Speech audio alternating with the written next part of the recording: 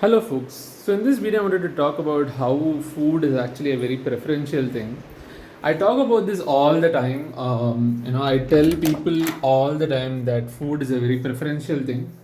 So, let me actually talk more about this, right? Food in general and what I think about food, right? What I think about healthy food, and what I think about food being preferential. I actually honestly think that everything is preferential. People have preferences in everything, right?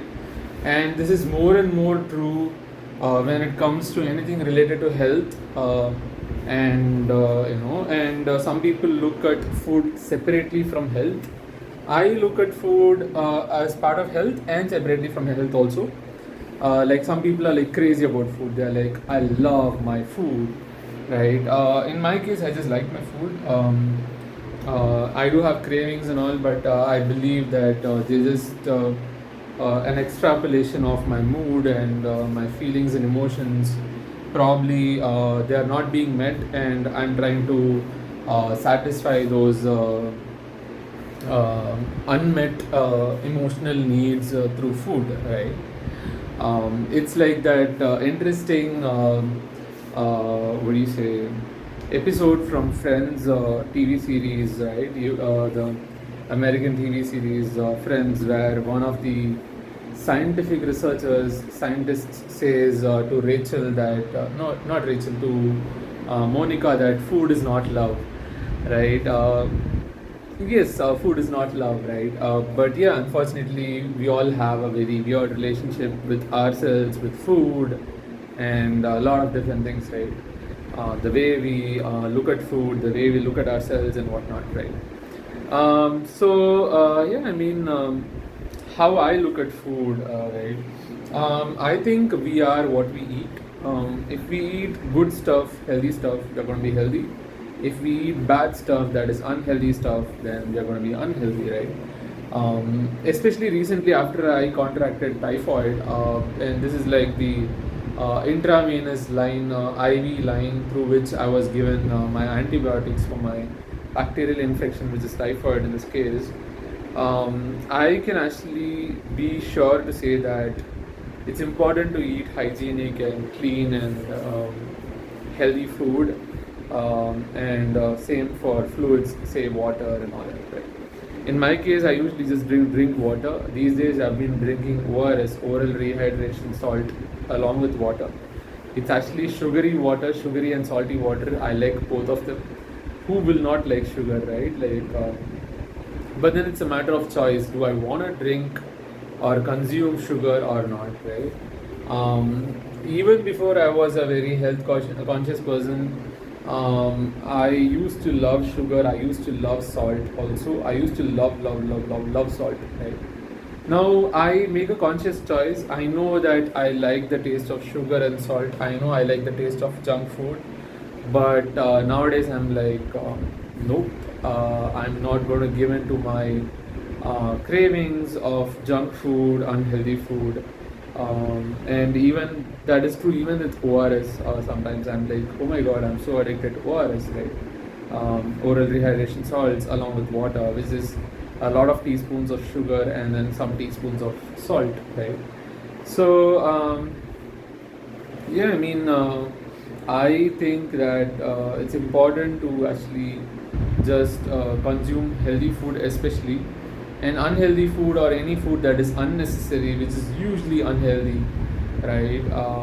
Is just something that we need to be very careful about, wary about, and be aware and be careful and be aware about.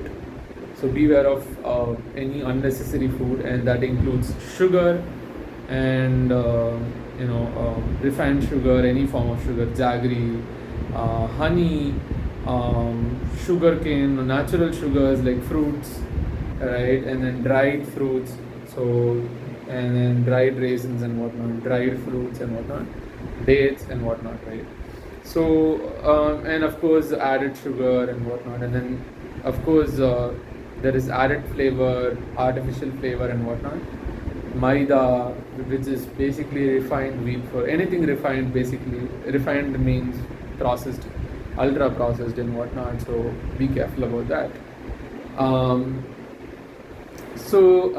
I am very very careful about what I eat and drink. I usually just drink water and sometimes curd, buttermilk and all. But I don't drink lassi because it has sugar.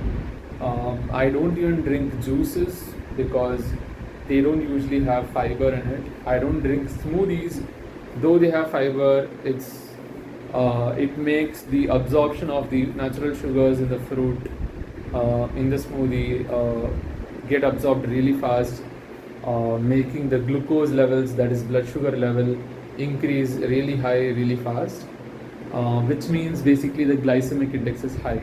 So you can go check out about these terms, but basically it's not a good idea to have a peaking or a high rise in glucose, that is blood sugar. Though glucose can be spoken about separately also, I'm talking about blood sugar, which is sugar in the blood of a human being specifically in this case. So when your blood sugar levels increase really high very quickly, it's not a good idea. So people call it as blood sugar level peak or spike, right? Blood sugar level spikes are not good, right? So I generally don't even drink juice, smoothie, but recently since I had typhoid, I had to actually take juices and whatnot because that is easier to digest, and it also absorbs the sugar and all the energy and nutrients in the food very quickly, which I need generally when I'm sick because I don't have much energy in the body. But yeah, generally I don't even drink fruit juices, and of course I don't drink, this is fresh fruit juices, of course I don't drink packet fruit juice and all.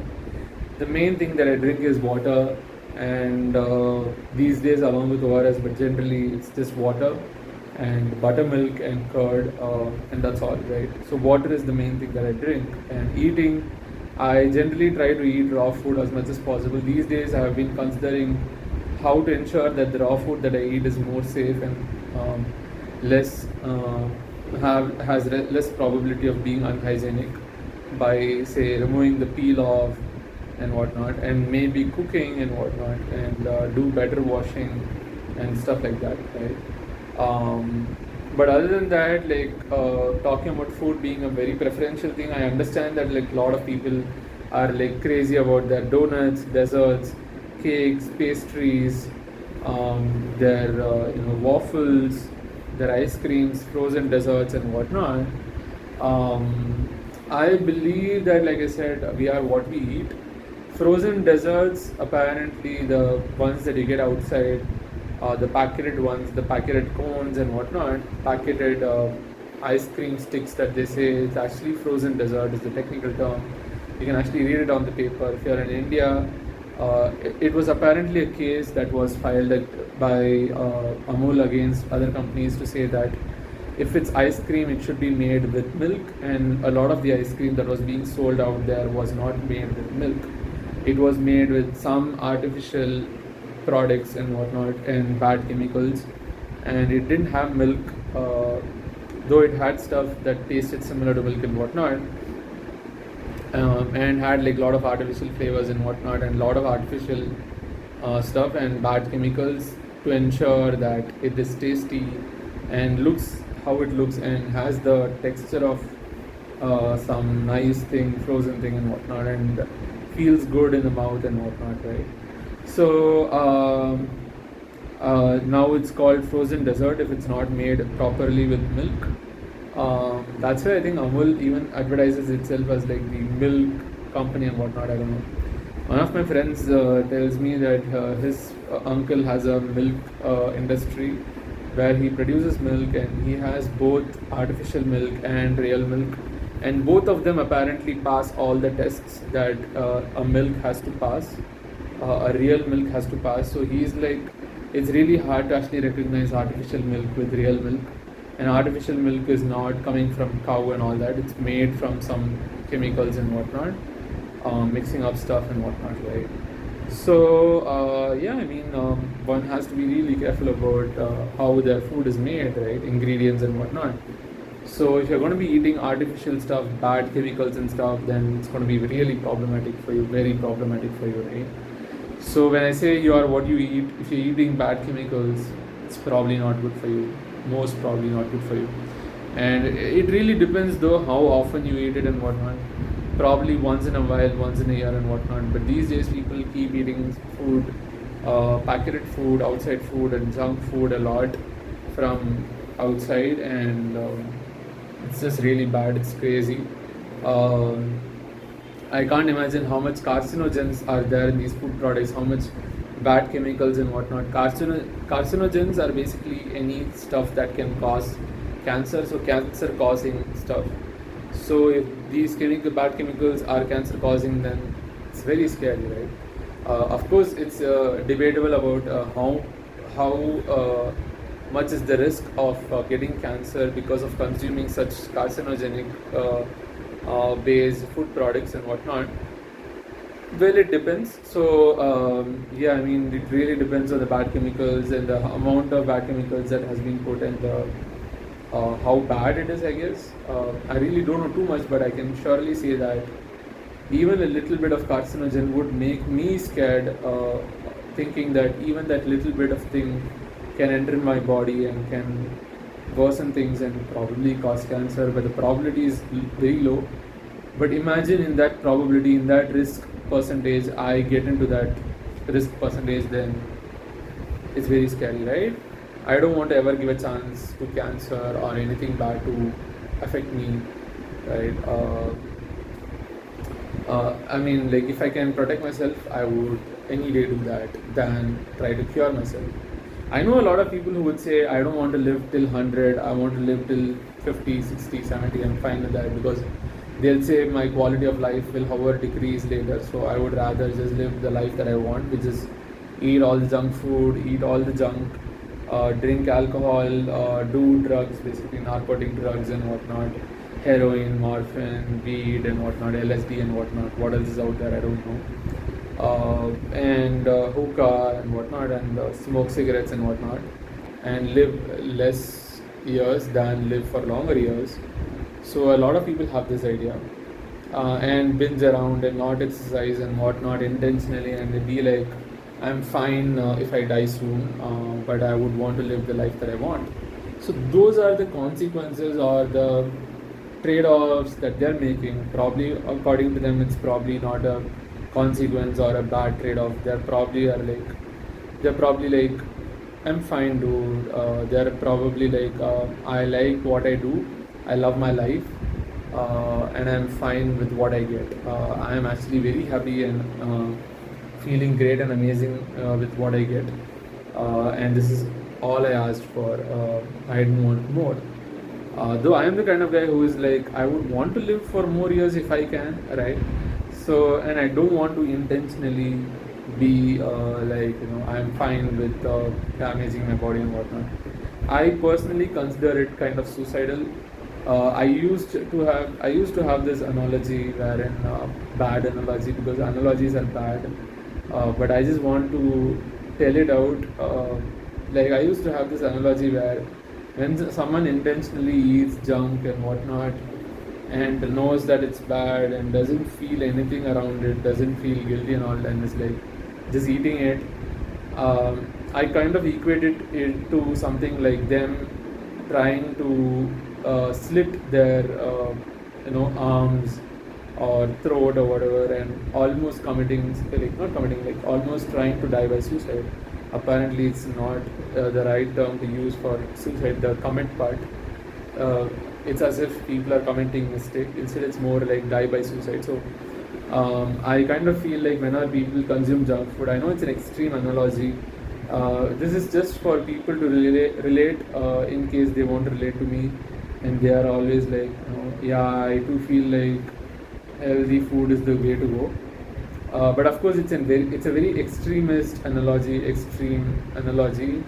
A lot of people have told me that, dude, that's a very exaggerated analogy. I get it, but that's how I used to feel. These days, I'm just like, okay, your choice. Of course, it's your choice. I really don't want to comment, but please don't tell me that I should eat this, I should eat that. Please don't come and tell me, please eat this and whatnot. I have seen stupid people, idiotic people, dumb people, right, who actually are like, please take a bite of this, please take a sip of this alcohol, please take a bite of this food and whatnot. I'm already trying to actually ensure that I don't eat junk food, and I'm also trying to ensure that I don't give in to my tongue, my taste. I am not blind to my taste, but instead I use my sixth sense, my brains, to understand that something is nice to my tongue, it's tasty, but then it's not good for my body, right? I understand something is really tasty for the tongue, but I would like to say to anyone who tries to tell me, hey, please take this, you would love it and whatnot, I'm like, shut the fuck up, right? That's my rude self. Politely, I would just say, please, just leave me alone, right? So I'm like, why would you want to force me to actually eat something? I understand you are crazy about food. I know you are crazy about you. You'll probably die for food. I know a lot of people who will say life is all about food and sex. I've mentioned this a lot of times. I'm like, what? Right? I'm like, what are you saying? Like, such people are shallow people according to me. But yeah, I mean, they are what they are, and that's just my perspective that they're shallow. But I just feel like, dude, if you love your food, love it yourself. Why would you want to annoy me with it, right? But in their perspective, they are like trying to share their love for food, and I don't get it. These days, I've actually come to the realization that I should never go out with people who have different food preferences from me, right? Like if they have some food preference like eating junk food, and my food preference is eating healthy food, then I would not go out with them, especially to eat, or even generally, right? Because usually when people go out, they end up wanting to eat, and I'm like, I can't share food. I'm like Joey from Friends TV series. I'm like, I can't share food.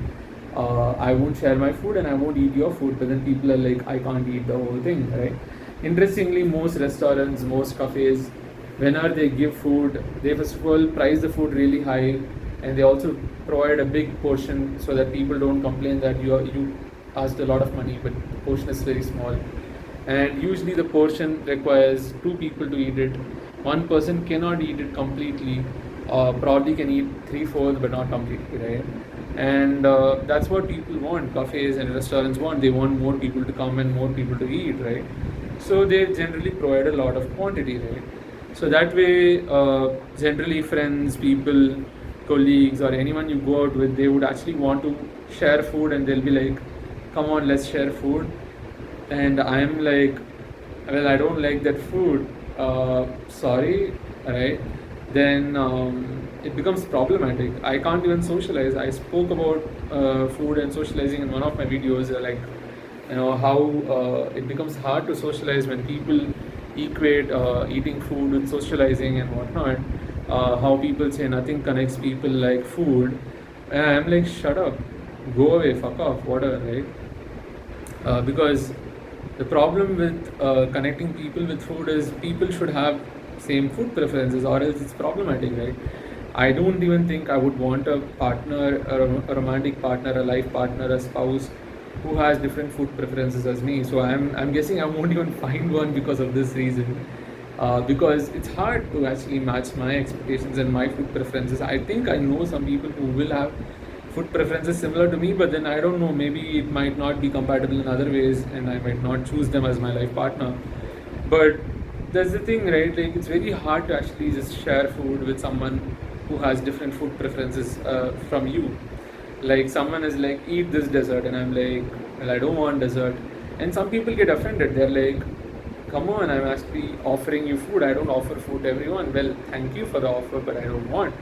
They get offended when you deny their offers. In such cases, you really have to ensure that you say no to going out with them because you have different food preferences from them. And yeah, I mean, a lot of people have very weird food preferences and whatnot. So I'm like, dude, let's not go for lunch dates, dinner dates, because, well, I know how that goes. I've actually gone outside with friends, family, colleagues and whatnot, and it really doesn't end well for me, right? I end up eating stuff I usually don't want to eat, or like my preferences are not met, and it's stupid if I blame others I would rather blame myself or take accountability, take responsibility for it, and be like, I'll say no, and it's easier to just not go itself, because if I go, it becomes harder to actually adjust and whatnot, and I don't want to be the kind of person who says no, no, no, no, no, no, no. Too many times, so I would rather just say no once, which is to say that no, I'm not coming with you for the dinner date or lunch date or whatever, right? Or the group get together and whatnot for eating. At least I'll come anywhere but to eat.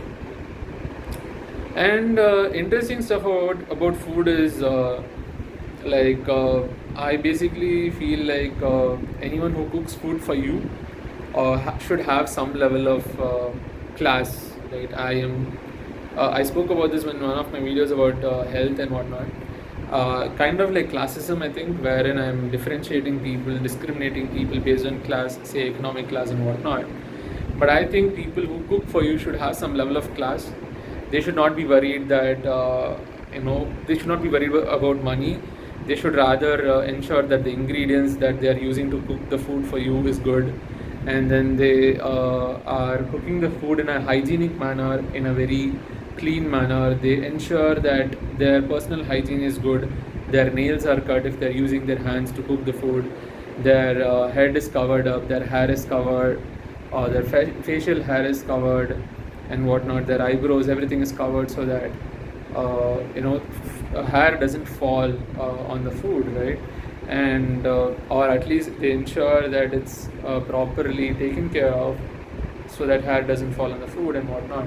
And what else? They use clean water, say reverse osmosis and processed water, so to ensure that the water is clean and hygienic and also healthy, has enough vitamins and minerals and whatnot, say copper, zinc, and stuff like that. And then they are going to be at a standard higher than you, to ensure that if you have some standards for making food, for cooking food, then their standards are higher, and for hygiene and everything, so that you can actually eat good food, right? But the problem is, usually when you go to restaurants, or if you're in a hostel like me, your cook, your chef, will actually not be earning less than you, probably will be living in very bad conditions, will probably be sick. Let's say they are sick with typhoid and they don't wash their hands after they use the washroom, and then they touch the food, they serve the food, you will get typhoid, right? And if they're sick in general, they have HIV, let's say, and somehow they spilled, somehow their blood got mixed up in the food, and you have an open wound and whatnot, somehow you get HIV. Is that possible? I don't know, but I'm just saying, right? Like any communicable disease, in some way, if it gets communicated, if it gets spread from your cook to you through food, that's just problematic, right? So you go to restaurants, you go to hostels and whatnot, and you have a cook. They are probably not at your level, right? I understand that I can't really expect my cook to be a millionaire or a billionaire, but I would rather it be a millionaire or billionaire, or I would rather cook it myself. Also, even if they are millionaires and billionaires and they care about hygiene and whatnot, it is possible for them to lower their standards when they're cooking for someone else, right? So I would want my cook to be empathetic, and I want them to have some principles and values to ensure that they serve their customers, right, in a nice manner. The food that they serve to people is actually good and healthy, and and they ensure that the people they serve food to are hale and healthy even after eating the food, and the cooking process, the methods are all hygienic and whatnot, right? So the ingredients are all high quality, hygienic and whatnot. Though quality is actually a very, very subjective term. You have quality varying from 0 to infinity, because there are ingredients out there in the market with varying levels of quality for the same ingredient, and you can actually buy ingredients for as much as money that you have, right? So yeah, I mean, it's a tricky thing, but I think it's hard to actually hire a cook who actually cooks food in a very hygienic manner for you, is what I feel. And generally, it's going to be hard to find cooks like that who cook good for you, who cook healthy food, hygienic food for you, right? Good food, tasty food, right? One of my friends was telling me that she loves non-veg food, and she loves seafood, and she mentioned how prawns are actually not even properly washed and properly processed, cleaned up and whatnot, before cooking in restaurants and all. So she is like, I would rather go out and buy prawns and cook it myself, because in restaurants they just cook it as it is after they get it from the store, the fish store and whatnot, after they get it from the grocery store, right? Um, and the thing about food is, like I said, people have preferences. People love, say, non-veg food, spicy food. I'm not really into non-veg. I did eat some chicken recently. I'm not into spicy food really. It's scary. And also recently after typhoid, I was told that let's not eat spicy food for the time being. And generally it doesn't do well with my throat, my stomach and all that, right? And my gut and all that. So gut, basically my intestines, small intestine, large intestine and all. I would rather just eat a bit spicy and not too spicy food, and I'm fine with a bit bland food or a bit salty. Surely not sweet food. Anything sweet means it has sugar, some form of sugar, natural or artificial, and I don't want it. Or processed sugar, or refined sugar and all. I don't want that, right? So and I don't eat fried food, deep fried food and all that. So, and maida and also, yeah. I don't even eat white rice or anything derived out of white rice, say dosa, idli. Recently, I've been forced to eat it because that's the only thing that can be digested by my gut for now, for the time being. But that's not who I am, though. So I'm just being forced to eat it just because of my illness and sickness. I would move out to eating something simple and not so uh, basic, simple as in like raw and not so refined. White rice is refined. So yeah, I mean, food. People have preferences. If you love non-veg food, but you can't make it in your house, or you can't make it yourself, you go out. Let's say seafood or any non-veg food. They could be using any poultry, any seafood, any ingredient, and you would have to just eat it. And like my friend said, they don't make good food in restaurants because it's not properly processed and cooked and cleaned up and whatnot, which should be ideally done for seafood and like a lot of different kinds of non-veg food, right? Because it's meat, right? So yeah, I mean, also the interesting thing is, so she says that she cooks food for herself and it's tasty and all. The interesting thing that one of my friends recently told in my hostel was that people will not complain about food, let's say restaurant food, any cafe food, or say hostel food, if the food is tasty. Listen to that very carefully. If the food is tasty, people will not complain about food. So taste is a very subjective thing, but if many people find your food tasty, even if it is unhealthy, they'll eat it, right? And they'll not complain, right? So at least most people won't complain. Like for example, I was blinded by my taste, by my tongue, when I was eating outside food, and it was very tasty, but then I realized that it was very oily, it was very spicy, it was not really feeling healthy. Usually whenever it's very tasty, right, I become very conscious, and I become very careful. I become very wary, and I become aware, I become careful. I like to be very careful, and I like to be aware, and I would say beware of very tasty food, right? Because when it's very tasty, it's possible that it was scientifically engineered like that, which is highly possible if it is, say, packaged food. And if it's not packaged food, if it's very tasty, it's possible that it has a lot of sugar in it, say natural form of sugar, say natural sugar, say fructose from fruits, or some refined sugar and whatnot. And if it's very very tasty, it's possible that it has some artificial ingredients to make it taste really good. So they put some powders or whatever to make it really taste good, right? So if it's really good, then they put something, probably they put something bad in it to make it taste really good. So if it tastes really good, be careful, beware, be aware, okay? So yeah, I have been blinded by taste, by my tongue, than use my brains.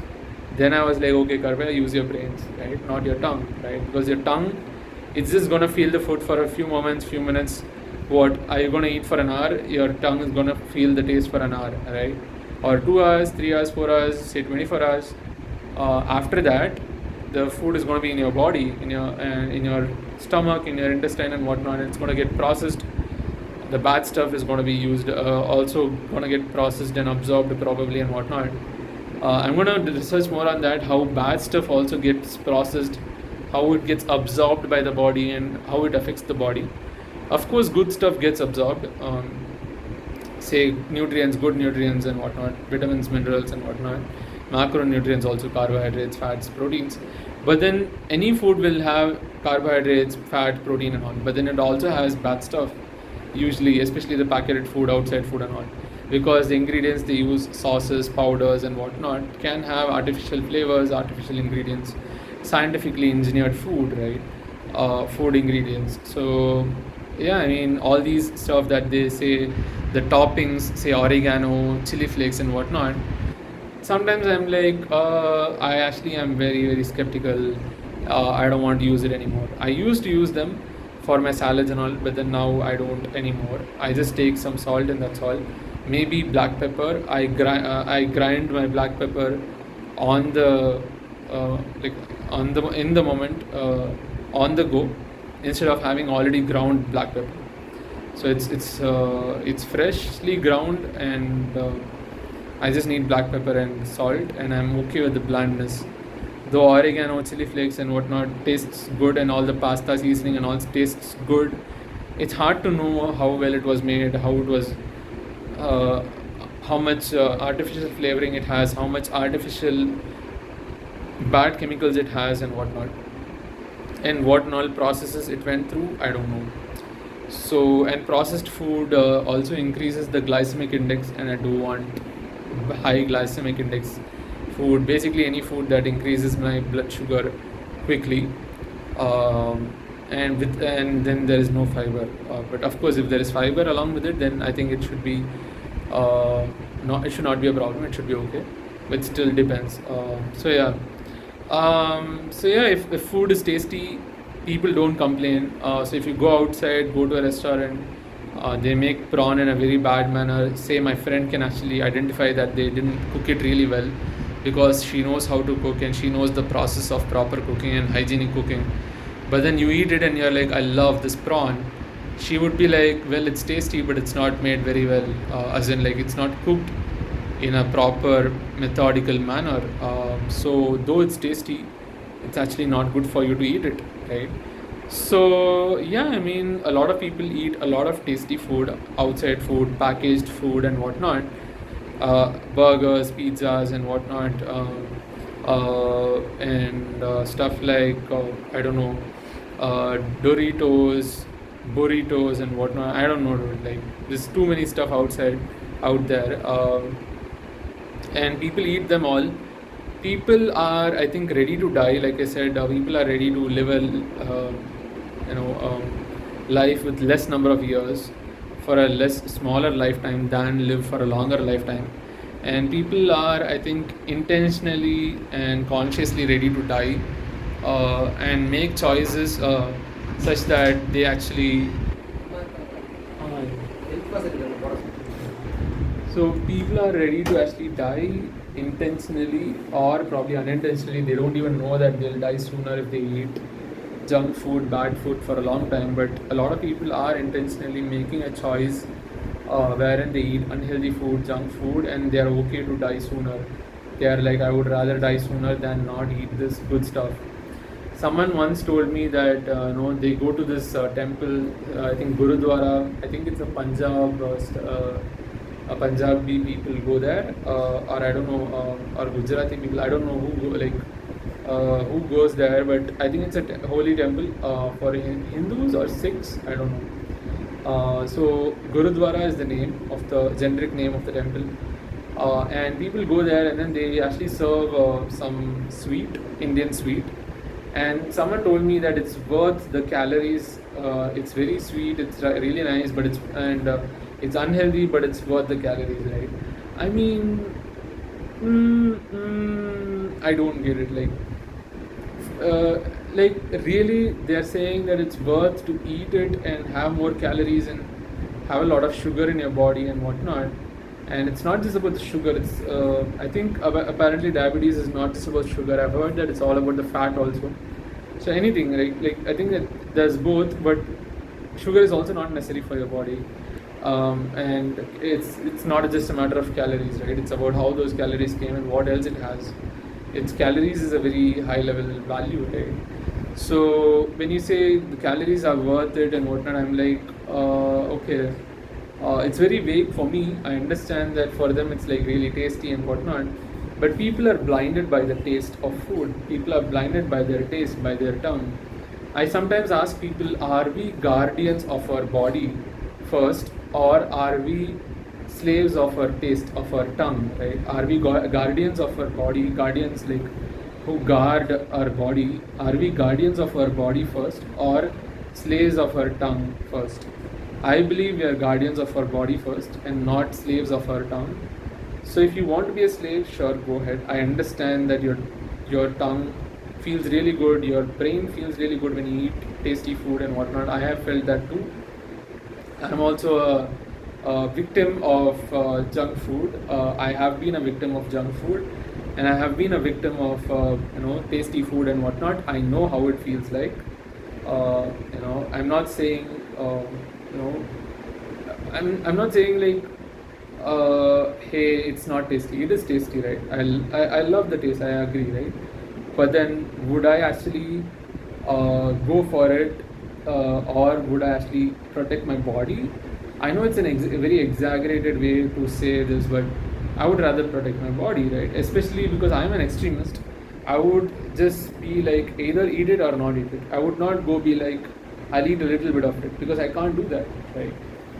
It's easy to become a slave of your tongue, and in my case that is true. So I'm like, someone might say, dude, then you're very weak, right? I understand. I might probably expose myself and see if I can actually ensure that I don't get addicted and whatnot. But then a lot of food is made in such a way that you get addicted. Sugar is actually an addictive thing. I apparently heard once that once you start eating sugar, you actually end up eating more and more sugar, right? So it's like you just get more sugar cravings. You eat more sugar, you get more sugar cravings. You eat more sugar, then you will get more sugar cravings. So it's like an endless loop, endless cycle, right? So I would rather just be like, I don't want it, because however my body doesn't need it, right? A lot of food, sugar and maida and whatnot, a lot of refined food and whatnot is not required by your body, right?